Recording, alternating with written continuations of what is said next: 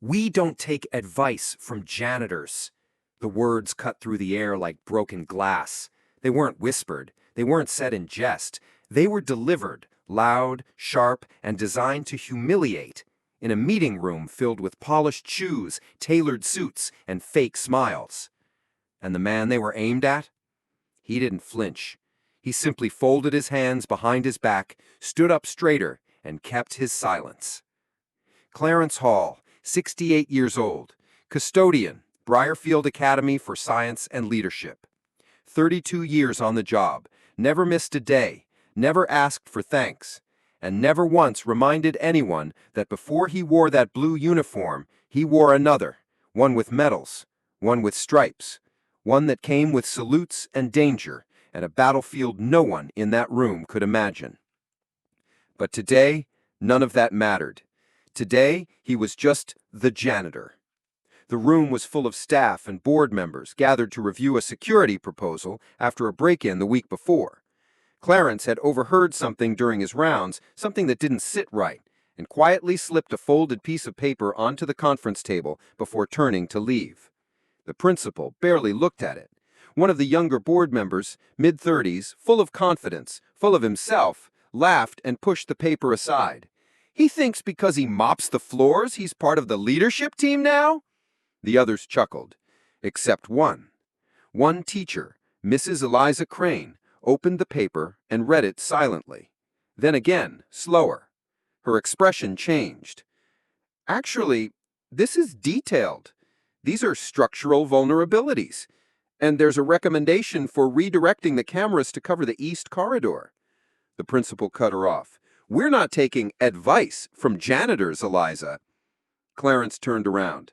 Not quickly, just enough. His eyes met hers. She nodded, a quiet, almost imperceptible acknowledgement.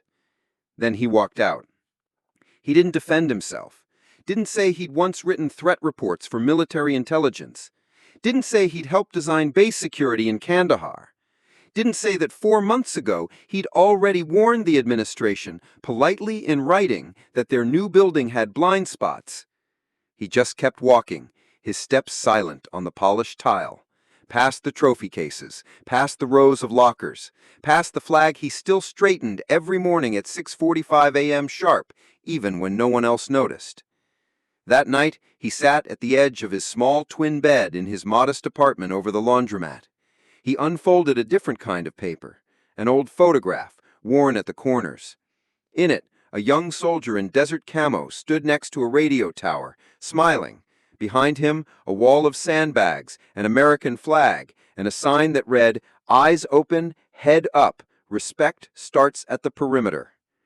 Clarence sighed and placed the photo on the nightstand.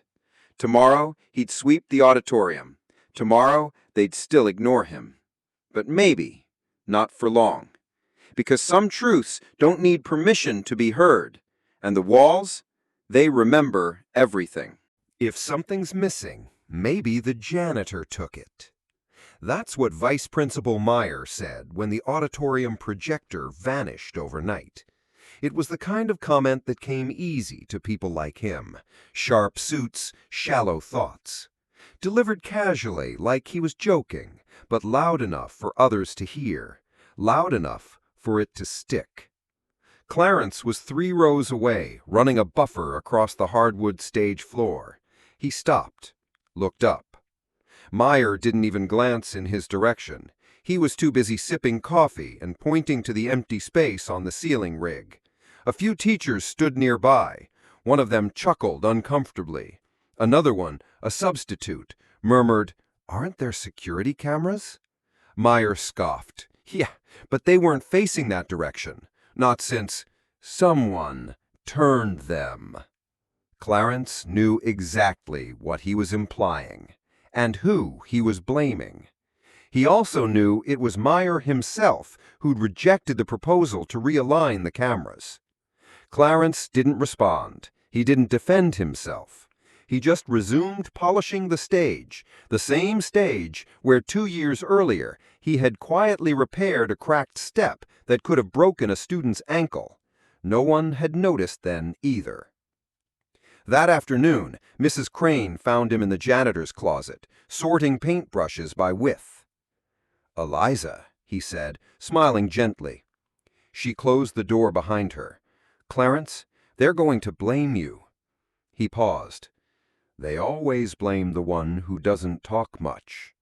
"This isn't right," she said, anger in her voice.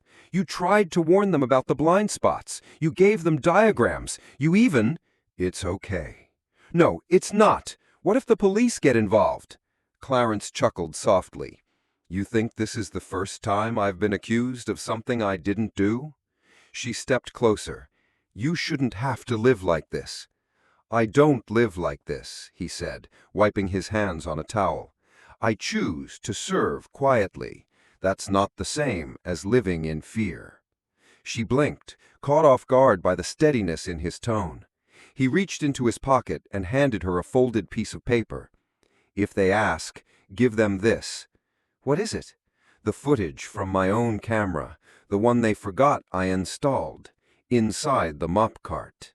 She stared at him. "Clarence, I never stopped thinking ahead. I just stopped trying to be seen." The next morning, the projector was found, in the trunk of assistant coach Burrows. He'd taken it home to install software for a video playbook, but had forgotten to tell anyone. A simple mistake, he said. No apology was made to Clarence, no public correction, no retraction of suspicion. Just silence. And then worse, dismissal. "Well, no harm done," the principal muttered in a staff meeting. "Let's just move forward." Except Clarence didn't move forward. Not this time. That evening, he stayed late in the auditorium. Not to clean, but to speak. To record. He set up an old tape recorder, the kind with physical buttons and a blinking red light, the kind soldiers used before everything went digital. Then, in a clear, calm voice, he began. "This is Clarence Hall. I'm nobody important, just the janitor. But for the record, I was once in charge of securing supply lines for an entire battalion. I trained teams in risk assessment. I coordinated safe zone logistics in 2 wars. I don't say this for pity. I say it because the pattern keeps repeating. In war zones, it was the quiet soldier who got dismissed, until the map he drew saved lives. Here, it's the same silence, same ignorance, same cost. I swept up after every mistake this place ever made, fixed broken chairs before assemblies, caught water leaks before they flooded classrooms. I stayed invisible, not because I had to, but because no one cared to see. I've been called custodian like it's a joke, but I know what the word really means. It means keeper. Keeper of safety, keeper of memory, keeper of integrity, even when no one's watching. And I'm done being silent." He clicked the recorder off. Then he made a copy. The next day, Clarence didn't show up to work. Instead, the tape recorder did. It arrived in a manila envelope placed directly on the principal's desk. By noon, the audio had leaked. A teacher, probably Mrs. Crane, had uploaded it to a private forum for educators. From there, it spread like a spark on dry leaves. Within 48 hours, Clarence Hall had gone from just the janitor to the voice people should have listened to. Teachers reposted it. Veterans recognized him. Students, the ones who'd known him as Mr. Clarence, started writing letters. And the board? They called a meeting. Clarence didn't attend. He was too busy sweeping the front steps of the local VFW hall, where he'd volunteered since 1991. But this time, he wore a different uniform.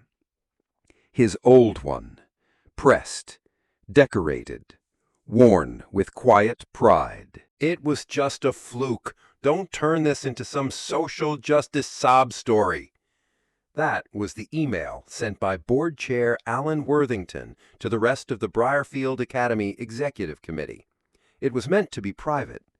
It wasn't. The message leaked, and when it did, everything exploded. Parents, students, veterans groups, custodians across the country, they weren't silent anymore. It wasn't just about Clarence Hall now. It was about every quiet worker who'd been dismissed, disrespected, or disregarded because their uniform didn't have a tie or their voice didn't sound like a donor's. The tape of Clarence's message continued to gain traction. Podcasts featured it. Local news stations played clips. On TikTok, a trend emerged. Janitors, cafeteria workers, and bus drivers sharing their own "I warned them" stories, all inspired by Clarence. A viral hashtag swept across platforms. Hashtag Listen to Clarence. Some of the posts were heartbreaking. Others were quietly heroic. All of them echoed the same message. We were never just invisible. You chose not to see us. Clarence watched it all unfold from his small kitchen, sipping tea as the wind moved through the cracked window frame. He wasn't angry, he wasn't surprised, but he was tired. He'd spent decades speaking in soft gestures, repairing, reinforcing, preventing, and it had taken one moment of public disregard, one cruel comment for the world to notice. He didn't want revenge. He didn't want pity. He wanted change, real structural change. That change began in an unlikely place, the school's own debate team. Led by a shy senior named Marcus Tran, the team drafted a public resolution titled Acknowledgement and Action, a resolution to elevate unseen voices in education. It outlined 3 core demands: mandatory listening sessions between staff and all custodial, cafeteria, and support workers every semester. Structural representation, at least one support staff representative on all safety and operations committees. And permanent inclusion of Clarence Hall's message in freshman orientation. When the resolution was presented at a school-wide assembly, it brought the entire auditorium to a stunned silence. Then applause. Then standing ovation. Even teachers who had once chuckled at janitor jokes were now clapping, some with tears in their eyes. The principal was visibly shaken, not because he didn't agree, but because he finally understood how much had been lost in silence. Days later, the school board convened an emergency session. The auditorium was packed, standing room only. Parents, students, and community members waited in hushed anticipation. At the center, an empty chair had been placed on stage. A note sat on the seat. It read, "Reserved for Mr. Clarence Hall, in case anyone remembers who protected this place first." They waited. Clarence didn't show up. But just before the session ended, a door opened quietly at the back. There he was, in work boots, clean navy coveralls, a simple folded paper in hand. He didn't take the stage. He walked down the side aisle, stopped at the first row, and handed the paper to the principal. The principal opened it and read aloud, "I don't need a microphone. I don't need a statue. I need you to listen to the next Clarence before they ever have to raise their voice." The room was still. Then a teacher, Eliza Crane, stood up and added, "He doesn't need a chair on stage, but maybe it's time we made room for his wisdom at the table." That's when the tide turned. Within the week, the board passed the resolution. Clarence Hall's name was etched onto a plaque outside the auditorium. Clarence Hall, custodian, veteran, guardian of this place. And the most striking thing, he didn't ask for any of it. He never demanded a moment. He created one just by telling the truth. But the real shift didn't happen in the boardroom. It happened the next Monday, when a freshman named Layla stopped in the hallway, looked Clarence in the eye, and said, "Mr. Hall, can I ask your advice?" Not because she was told to, but because she meant it. And Clarence, he smiled, tired but proud, because someone had finally heard him. That room is for leadership only. You don't belong in there. The voice was sharp, final. The door to the Strategy Committee conference room was halfway open, but Assistant Principal Meyer stood in the way like a human blockade. Clarence didn't raise his voice, didn't even blink. He simply held out the envelope in his hand, labeled Security Recommendations Phase 2. It wasn't for him, it was for them. "I was asked to deliver this," he said calmly. Meyer scoffed. "Asked by who? A student?" "No," came a voice from behind. It was Mrs. Crane, flanked by 2 school board members and Marcus Tran, the student leader who'd authored the resolution. "She asked him, and so did we," Marcus said, lifting his chin. Meyer hesitated, his face flushed. He looked down at Clarence's work uniform like it offended him. Then he stepped aside, reluctantly. But Clarence didn't enter. He simply handed the envelope to Mrs. Crane, gave a polite nod, and turned back toward the hallway. "I deliver. I don't need to sit." That moment, brief, quiet, but witnessed, was caught on a teacher's phone and uploaded online. Within hours, it had 1.3 million views. The caption? "He still knocks, even when the door should have been open." The attention kept growing, but Clarence avoided the spotlight. Instead, he stayed busy organizing what he cared about: the Listening Initiative, a new program inviting students and staff to attend monthly open forums where every worker, janitor, lunch lady, bus driver, groundskeeper could share what they noticed, what they needed, and what they dreamed of for the school. The first forum drew over 300 people, more than any PTA meeting in 5 years. A cafeteria worker stood up and described how the freezer had been leaking for months, wasting food and money. A groundskeeper spoke about poor lighting in the parking lot that made female staff feel unsafe. And then, a voice no one expected: Clarence. He walked to the front, cleared his throat, held up a yellowed notebook, his personal records, and began reading. January 3rd, 2007. Front door lock failed, patched with steel loop from utility shelf. April 12th, 2012. Rainwater seeped into classroom 108, placed sandbags from janitor's closet. November 9th, 2018. Gas smell in cafeteria, shut main valve, called emergency services. Each line, a moment they never heard about. Each entry, a crisis that never made headlines because he stopped it before it could begin. The room was silent. Many had tears in their eyes. The next week, the principal approached Clarence at his locker. He said, "I listened to the tape again." Clarence didn't respond. "I was wrong," the principal added. "You weren't just protecting the school. You were building it." Clarence finally looked at him. "No," he said. "The kids build it. I just kept the walls from falling." Days later, Clarence was invited to the Regional Educational Safety Summit as a keynote speaker. He declined. Instead, he nominated Marcus Tran, the student who had listened when others hadn't. "Let the next voice carry it forward," he wrote in his letter. The summit agreed. Marcus delivered Clarence's message word for word, including his now famous closing line: "Respect isn't granted in moments of celebration. It's earned in the silence no one claps for." At the next school board meeting, something remarkable happened. A vote was held to rename the Strategy Conference Room. Unanimously approved. Its new name? The Clarence Hall Room for Quiet Leadership. And beneath the plaque was a quote carved in bronze: "He delivered wisdom through silence, and we only heard it when it echoed back." Clarence didn't attend the dedication ceremony. He was in the art room, helping a first-year student fix a jammed window.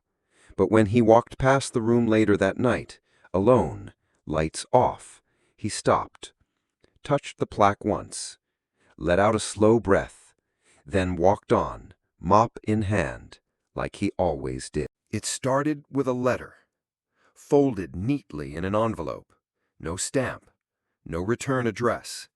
left at the front office of Briarfield Academy with just 2 words scribbled across the front. For Clarence. Inside was a single page, handwritten in looping, nervous cursive. Mr. Hall, you don't know me, but I remember you. 10 years ago, I broke into this school during a stupid dare. I was high, angry, lost. You caught me and didn't call the police. You just sat me down in the janitor's closet and said, people don't need punishment when what they really need is to be noticed. That night saved my life.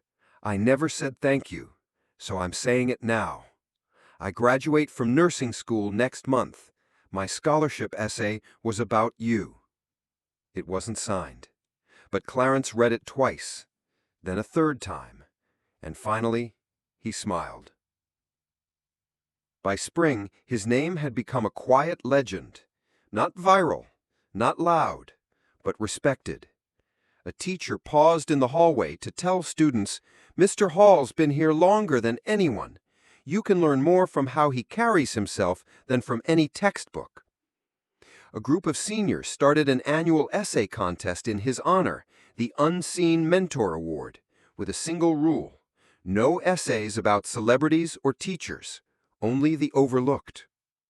A local muralist painted a wall near the loading dock where Clarence clocked in each morning. The image was simple, a single ring of keys hanging from a belt, and the words, "Some doors only open when we listen." One morning, in May, the principal called an all-staff meeting. No announcements, no slides, just silence. Then he nodded toward the side door, and Clarence walked in. For the first time ever, he wore something different. A dark gray blazer, white shirt, and the smallest of pins on his lapel, an eagle wrapped in a faded ribbon of bronze. His medal of commendation, never worn in public. He stood at the front and cleared his throat. I never wanted a microphone, and I still don't. But if this place is going to become better, then we need to stop teaching that leadership means standing at the front of the room. Sometimes it means holding the back door open so no one gets left behind. Listen better, honor sooner, and don't wait for someone to shout before you ask why they were whispering in the first place. He stepped back. No applause, just stillness. The kind of silence that meant something had landed, the kind that didn't need clapping to be heard. That was the last year Clarence Hall worked at Briarfield Academy. The next fall, he retired quietly. No party, no banner. But the school didn't let the moment pass. Instead of a celebration, they did something else. They left his locker exactly as it was. Inside, a folded uniform, a copy of his notebook, and a small sign that read, "The standard starts here." Years passed. Students came and went, but Clarence's voice, the one they once ignored, never left. It lived in morning announcements that began with gratitude for staff, in freshman orientation sessions where support staff led the final workshop, in a new elective class titled Ethics of Everyday Leadership, co-taught by a history teacher and a school custodian. And every May, a single chair sat empty during graduation, not for a missing student, but for the man who held up the building long before anyone noticed it was leaning. Clarence moved out of state, bought a small cabin near the woods, took up woodworking, fed birds every morning, wrote letters by hand, and once a month he answered mail from students, some current, some long graduated, who still remembered what he did and how he did it. One spring morning, a letter arrived from Briarfield Academy. Inside was a simple note. Dear Mr. Hall, the board has voted unanimously. Effective immediately, the school's leadership center will now be known as the Clarence Hall Institute for Listening Leadership. We hope you'll come back to see it. He didn't reply, but 3 weeks later, he arrived at the front gate just as the sun was rising. No press, no ceremony. Just a man, keys still on his belt, walking into the school he had guarded, shaped, and rebuilt, one quiet act at a time. He stood in front of the new sign, ran his hand along the edge, then whispered, "Some voices don't need volume, just truth." And then he turned and walked into the morning.